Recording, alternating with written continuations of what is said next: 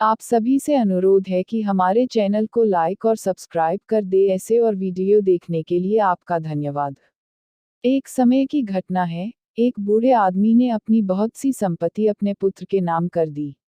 उसने अपनी वसीयत में लिखा कि उसकी सारी संपत्ति उसके मरने के बाद उसके पुत्र की हो जाएगी।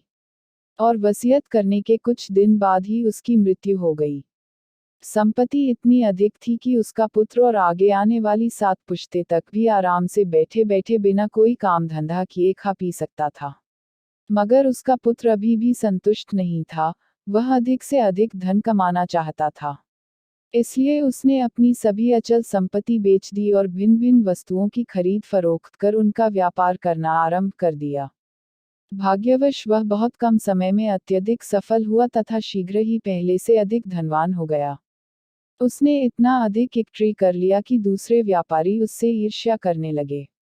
कभी कभी दूसरे व्यापारी या उसके मित्र उससे सफलता का रहस्य पूछते तो वह कहता, मैं इसलिए उन्नति कर रहा हूँ कि मैं अपने धंधे को समझता हूँ और कठारे परिश्रम करता हूँ। मैं अपने ग्राहकों को भी खुश रखना जानता हूँ। चूंकि उसने सचमुच व्यापार में तरक्की की थी, इसलिए उसके मित्र और अन्य व्यापारी उसकी शेखीबाजी को सच मानते थे। अपनी इस कामयाबी के कारण उसमें बड़ा ही अहंकार आ गया था। मगर उसे फिर भी अपने धन से संतुष्टि नहीं थी, वह अभी भी बहुत सा धन कमाना चाहता था।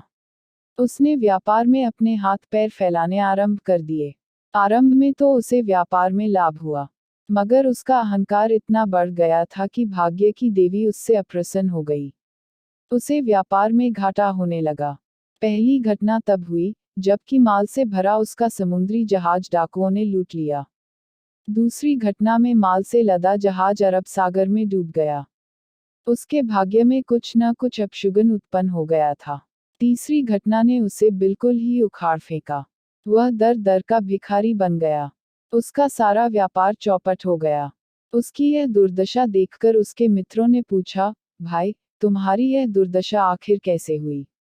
इस पर उसने अपने भाग्य को कोसा और कहा, क्या बताऊं, किस्मत ने साथ नहीं दिया।